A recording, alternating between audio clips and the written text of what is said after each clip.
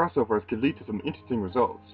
From Mario, Sonic, Mega Man, and Pac-Man sharing the same screen in Super Smash Bros. Are two major RPG franchises coming together in the upcoming Shin Megami Tensei Crosses Fire Emblem. What could be considered the most unexpected crossover in gaming was between Disney and Square Enix, which became Kingdom Hearts. While the idea may seem strange on paper, it ended up being one of the most popular RPGs in gaming, despite the fact that it doesn't seem to know how to count to 3. So today in the Gaming Gallery, I'll be talking about the beta of Kingdom Hearts. The series owes its existence to some chance events. Shinji Hashimoto and Hironobu Sakaguchi wanted to develop a game based off Super Mario 64 that allowed the player to fully explore a 3D environment. The problem was that they feared that the only characters who could directly compete with Mario was Mickey Mouse. Tetsuya Nomura overheard this conversation and volunteered to direct whatever game they were discussing.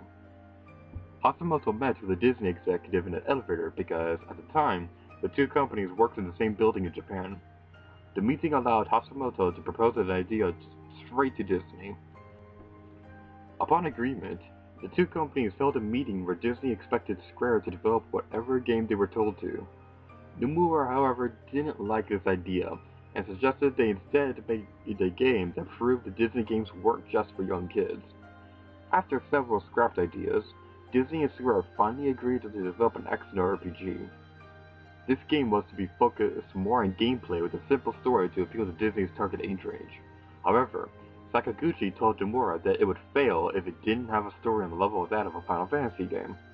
The game's title was based off Disney's theme parks, specifically Animal Kingdom.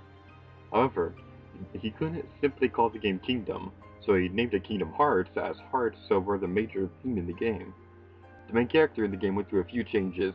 Disney wanted Donald Duck to be the main character, while Square Enix wanted Mickey Mouse to be the main character. Eventually, Nomura decided that neither would work, and decided to create a completely new character with traits to resemble both a Disney and a Final Fantasy character. His swords and large shoes resemble Mickey Mouse, and his spiky hair is supposed to resemble Cloud. His early designs also feature more lion-like features and a chainsaw. The lion-like features were changed to make Sora more human, and the chainsaw was removed for obvious reasons. The words in the game were chosen mostly out of which movies were more popular, but also to add a variety to the game. A word based off the Lion King was planned, but was unfortunately removed as it would have required additional programming to make Sora run on 4 legs as he would transform into a lion. The idea was later used in Kingdom Hearts 2. Square Enix decided on which Final Fantasy characters would appear based on popularity, and which ones Nomura himself designed, although Nomura eventually decided to include the characters he didn't create in Kingdom Hearts 2. Vincent from Final Fantasy VIII and Riku from Final Fantasy X were going to appear in the game but were removed. Vincent was scrapped as he was too similar to Cloud, who was already fully programmed into the game, and Riku was scrapped as her name was too similar to Riku.